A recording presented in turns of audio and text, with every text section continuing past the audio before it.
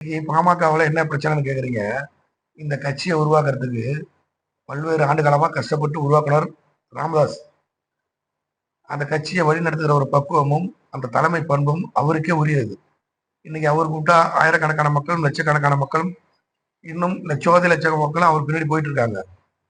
இந்த குறுகிய காலத்தில் அன்புமணி இந்த கட்சி என்னது எங்கடன்னு எல்லாத்தையும் கொடுத்துடணும், நீங்களாம் ஓய்வு பெற வேண்டிய வயதெல்லாம் வந்துருச்சு அப்படிங்கிற ஒரு காலகட்டத்தை முன்னெடுத்து நிர்பந்தத்தோட குடும்பத்தோட சில பின்னணிகள் எல்லாம் சொல்லி அவரை கை நீட்டி பேசி வன்முறையை கொடுக்குற அளவுக்கு கிட்ட போயிட்டாங்க.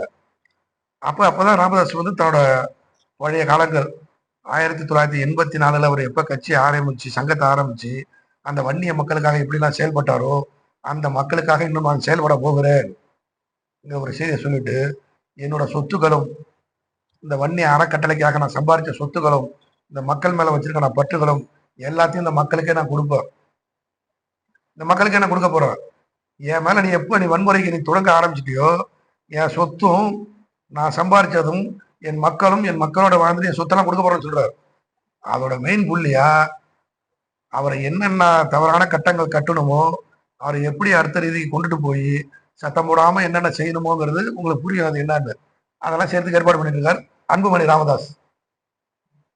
காடு வெட்டு குரு தன் உயிருக்கு போராடிட்டு இருக்கிற நிலை, அதாவது விழுப்புரம் கூட்டத்தை முடிச்சுட்டு வர்றப்ப அந்த வாகனத்துல வரப்ப ஒரு மூச்சிறப்பு ஏற்படுது. அப்ப அவர் நிப்பாட்டி ஒரு சும்பு தண்ணி கொடுக்குறாங்க. குடிச்சதுக்கு அப்புறம் நிலை ரொம்ப மோசமா போகுது. அந்த நிலைக்கு பிறகு மருத்துவரை தொடர்பு கொண்டு போன்ல பேசி ஒரு சில சிகிச்சைகள் முடிஞ்ச பிறகு மறுநாள் காலையில் அங்க போறாரு. ஐயா, இந்த மாதிரி என்னோட நுரையீரல் பிரச்சனை இருக்கு, எனக்கு முன்னையில இருந்து இது தெரியும், உங்களுக்கு சொல்லியிருக்கேன், நான் ஆபரேஷன் பண்ணணும், வெளிநாட்டுக்கு போகணும்னு ஐயாட்ட போய் சொல்றாரு. குரு, நீ சிங்கப்பூர் போய் செலவு பண்ண அளவுக்கு உண்ட காசு இருக்கான்னு கேட்கிறாரு ஐயா. அப்ப அவர் கோவிச்சுக்கிட்டு என்ன பண்றாரு, என்ன போய் இப்படி கேட்டீங்களான்ட்டு கோபமா போறாரு. ஆனா ஐயா அதுக்கு முன்னாடி அதுக்கான தொகையெல்லாம் ரெடி பண்ணிட்டார். இவர் சிங்கப்பூர் அழைச்சு போறதுக்கு எல்லா வேலையும் செஞ்சுட்டாரு. அந்த பாஸ்போர்ட் இருக்கா இல்லையா, போக முடியாதாங்கிறதெல்லாம் அன்புமணி திருப்பி உள்ள நீ எதுக்கு அத்தனை லட்சம் செலவு பண்ணணும், அவருக்கு பாஸ்போர்ட் இல்லைன்னு சொல்லு, அவர் ஆட்சிட்டு போக முடியாதுன்னு சொல்லு அப்படின்னு சொல்லி அவரை இங்கேயே தங்க வச்சு காடு வெட்டி குருவை மருத்துவ கொலை செய்தது அன்புமணி ராமதாஸ் தான். இது வருகாலத்துல ராமதாஸே சொல்லுவார். இதனால தெளிவா பதில் சொல்லுங்க.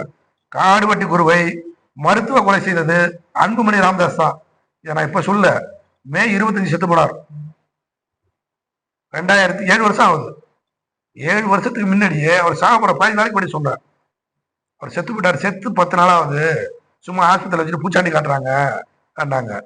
அதாவது முன்னாள் முதலமைச்சர் ஜெயலலிதா இறப்பு போல இந்த இறப்பும் அப்படியே உள்ளார வச்சுட்டு பூச்சாண்டி காட்டி எல்லாரையும் சுத்தி இருக்கிறவங்களாம் ரெடி பண்ணி காவல்துறையெல்லாம் முடிச்சுக்கிட்டு இங்க போனா எந்த கலவரமும் வராத அளவுக்கு எல்லாம் பண்ணிட்டு அன்னைக்கு ராமதாஸை கையை கட்டி வாயை பொத்தி ஊனமா இருக்க வச்சுட்டாங்க. அன்னைக்கு செத்து போயிருந்தார் ராமதாஸ். உண்மையிலே ராமதாஸ் நல்ல மனுஷா. என்ன சொல்றாருன்னா, இன்னைக்கும் காடு வெட்டி குரு இருந்தா என் மேல நீ கையை வச்சு போயிடான்னு கேட்கிறாரு. காடு வெட்டி குரு இருந்திருந்தா என் மேல உன்னால கையை வைக்க முடியுமாங்கிறார். என் மூத்த போட அவனு இப்ப சொல்றார், காலம் கடந்து சொல்றார். அன்னைக்கும் சொன்னார், இன்னைக்கு சொல்றார், நாளைக்கு சொல்லுவார், இதுக்கப்புறம் சொல்ல மாட்டார். இப்போ கட்சியோட வளர்ச்சிக்கும் அன்பாடு பண்றாருன்னு சொல்றீங்க. ஆனா அவர் கூப்பிட மாவட்ட கட்சி நிர்வாகிகளோட ஆதரவே கம்மியா இருக்கு. ஒண்ணுமில்ல, அதுக்கு சரியான விளக்கம் நீங்க புரிஞ்சுக்கணும். சரியான விளக்கங்கள் நீங்க புரிஞ்சுக்கணும். சரியான விளக்கம் புரிஞ்சுக்கணும், நல்லா புரிஞ்சுக்கணும். அந்த ஆள் இருக்கிறது இன்னும் 2 மாசமா 3 மாசமா தெரியல. அப்ப அவருக்கு முடிவு பண்ணிட்டாங்க, முடிச்சிருவாங்க, அவரையும் முடிச்சிருவான்ட்டு முடிவு பண்ணிட்டாங்க. அவர் இருக்க போது 2 மாசமோ 3 மாசமோ 3 வருஷமாலாம் தெரியாது. என் பின்னாடி நீக்கி இருக்கவங்கலாம் ஒரு வாய்ப்பு உண்டு. பொறுப்புக்கும் பதவிக்கும் பணத்துக்கும் என் பின்னாடி எவெல்லாம் வரீங்களோ அவங்கெல்லாம் நிக்கலாம். இன்னைக்கு நிக்கிற ஒரு பெயரும் கட்சி ஆரம்பிச்சு கட்சிக்காக உழைச்சி இன்னைக்கு மருத்துவர் ராமதாஸோட கால் படாத இடமே கிடையாது தமிழ்நாட்டுல. எல்லா கிராமத்திலையும் அன்புமணியோட கால் எந்த கிராமத்துல படிச்சாலும் கிடையாது. டெல்லி தலைநகரமா இருக்கும், சென்னை உயர்நீதிமன்றமா இருக்கும், இல்லைன்னா மற்ற மதுரை உச்ச நீதிமன்றமா இருக்கும். இந்த மாதிரி ஒரு முக்கியமான இடங்கள்ல தான் அவர் கால்பட்டு முடிஞ்சு சேரியிலையும் பாமர மக்கள் இருக்கிற இடத்துலையும் முடியாத மக்கள், ஒடுக்கப்பட்டவர்கள், தாழ்த்தப்பட்டவர்கள், முடியாத மக்கள், ஏழை எளிய மக்கள் இடத்தெல்லாம் அன்புமணி போயிருக்கவே மாட்டார். தொட்டா திட்டு கையை தொடைப்பார். இவனா கூட்டு இல்ல அதை ஊத்த சொல்லி தொடைப்பார். ராமதாஸ் அப்படி இல்ல. அந்த வீட்டு வாசல்ல உன் பணத்தை தூக்க வேணா, நான் தூக்கவேண்டா, அந்த பணத்தை தோல்ல சுமந்தவர். அந்த பழைய நிலைமைக்கு திரும்பி வந்திருக்காரு ராமதாஸ். அதனால தான் நான் அதை பேசுறேன். இப்போ அன்புமணி வந்து சிறு வயதிலேயே வந்து கேபினட் மினிஸ்டரா பொறுப்பு வாங்கி வந்து தவறு அப்படின்னு சொல்லியிருக்காரு. இந்த நிலை வந்து இந்த போராட்ட பிரச்சனையை முடிச்சு வைக்கிற வரையில முகுந்தன் வந்து அவரோட பதவி ராஜினாமா பண்றதா அறிவிச்சிருக்காரு. இல்ல, நல்ல விஷயம், நீங்க கேட்ட சரியான விஷயம். காடு வெட்டி குறுக்கே இந்த நிலை, ராமதாஸோட நிலை என்னங்கிறது இறைவன் முடிவு பண்ணுவார். அவரை யாரும் செய்யல முடியாது. தள்ளாடதான் இளமையெல்லாம் தாண்டி இளமையெல்லாம் சந்திச்சுட்டு இளமையிலே வாழ்ந்து இளமையோட பக்குவம்லாம் என்னன்னு தெரிஞ்சுட்டு இன்னைக்கு முதிர்ச்சி அடைஞ்சிட்டார். அவர் வாழ போற காலங்கிறது வந்து நம்ம யாரும் முடிவு பண்ண முடியாது, அதை இறைவன் முடிவு பண்ணும். அவருக்கே அந்த நிலைமைங்கிறப்ப அவருக்கு பிறகு நானும் என்ன செய்ய முடியும் அப்படிங்கிற ஒரு கட்டம் வர்றப்ப தங்கச்சி, அக்கா, அக்கா மாவன், மச்சான், மாமா, இன்னைக்கு பல்வேறு கட்டமான கோடிக்கணக்கான சொத்துலாம் இருக்கு. அது யார் பேர்ல இருக்குன்னு தெரியல. எல்லா கையும் எல்லாத்தோட டாக்குமெண்ட்ஸ் எல்லாம் அன்பு பண்ணிக்கிட்ட இருக்கு. அப்ப என்ன பேசுவாங்க அவங்க? என்ன பேச முடியும்? பண்ணிதான். வளர்த்த கடை மாப்பிள்ள பாஞ்சாரு சொன்னாரு. ஏன் பாயாது? பாய்ந்தானே அவரும். தப்பான மனிதர்களை வளர்த்தாங்க. எல்லாரும் வளர்த்த கடவை எல்லாரும் மாண்டி பாஞ்சிடாது. தன்னோட குடும்ப சூழ்நிலை காரணமாகவும் தன்னோட சொந்த பந்தங்களோட நிர்பந்தத்தின் காலமாகவும் நான் அன்னைக்கு அதை செஞ்சேன்னு அவர் சொல்றாருல்ல, அவர் பண்ண தப்பு திருப்பி அங்க பாயுது. ஆமாங்க, நான் போய் நீங்க எனக்கு ராமதாஸ் எனக்கும் பாட்டாளி மகிழ்ச்சிக்கும் பிடிக்காதுங்க. நான் போய் நீங்க ராமதாஸ் தான் ஆதரிப்பேன். அன்புமணி ஆதரிக்க மாட்டான். அன்புமணிக்கு உழைக்க தெரியாது, உரிமைகளை மதிக்க தெரியாது, அடுத்தவங்கள உட்காந்து பேச தெரியாது, வந்தவங்களோட கூட்டம் உட்காந்து சரி சமமா பேசி ஒரு டம்ளர் தண்ணி குடிக்க முடியாது.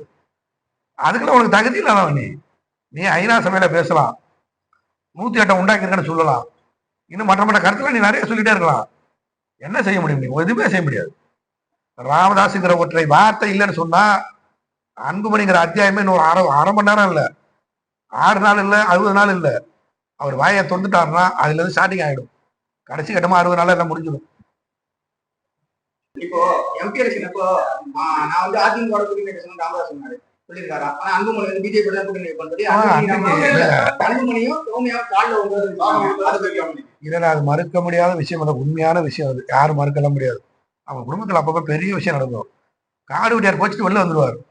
காடு வெட்டியார் போச்சுட்டு, ஐயா நீங்க இந்த சமுதாயத்துக்கும் இந்த மக்களுக்கும் ஒரு சாதகமான சூழ்நிலை வர்றப்ப கூட நீங்க தலைவணங்கி போடுறீங்க. ஐயா என்ன பண்ண சொல்றேன், என்னால என் பொண்டாட்டி ஒரு பக்கம், புள்ள ஒரு பக்கம், பொண்ணு ஒரு பக்கம், குடும்பம் எல்லாம் என் காலில் விழுந்து அழுவுது, நீ வந்து பேசு அப்படிங்கிற சொல்ல அப்பயே இருந்தது அந்த சமாதான சூழ்நிலை. அப்ப குடும்பத்தின் நிர்பந்தத்தினாலதான் வந்து அவர் அன்னைக்கு அந்த கூட்டணிக்கு போனார். உண்மை அதுதான். அவங்களுக்கு தேவைன்னா காலை பிடிச்சிட்டு அழுவாங்க, தேவையில்லைங்கிறப்ப அவரோட கதையை முடிக்கிறதுக்கு அடுத்த ஏற்பாடுலாம் பண்ணுவாங்க.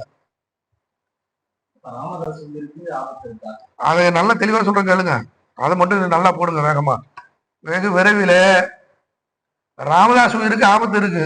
அன்புமணியால ஒரு பக்கம் இருந்தாலும் அன்புமணி பொண்டாட்டியால ஆபத்து இருக்கு. இப்ப ஐயா மைக்ல சொல்லாத, பேட்டி கொடுக்காத ஒரு விஷயத்த சொல்றாங்க. என்னால் என் கட்சிக்காக, நான் உழைச்ச கட்சிக்காக, உருவாக்கப்பட்ட கட்சிக்காக அந்த 27 பேருக்கும் எல்லா குடும்பத்தையும் போய் சந்திப்பேன். அவங்களுக்கெல்லாம் என்னென்ன செய்யணுமோ செய்வான். என் சொத்துல அவங்களுக்கெல்லாம் பங்கு உண்டு. அவங்களுக்கு என்னென்ன பண்ணணுமோ, அது வேலையா இருந்தாலும், மருத்துவம் இருந்தாலும், உதவியா இருந்தாலும், எது வேணாலும் பண்ணுவாங்கிற செய்தியை எல்லாருக்கிட்டையும் சொல்லிட்டு இருக்காரு. அதை விரைவில் செய்வாருங்கிறத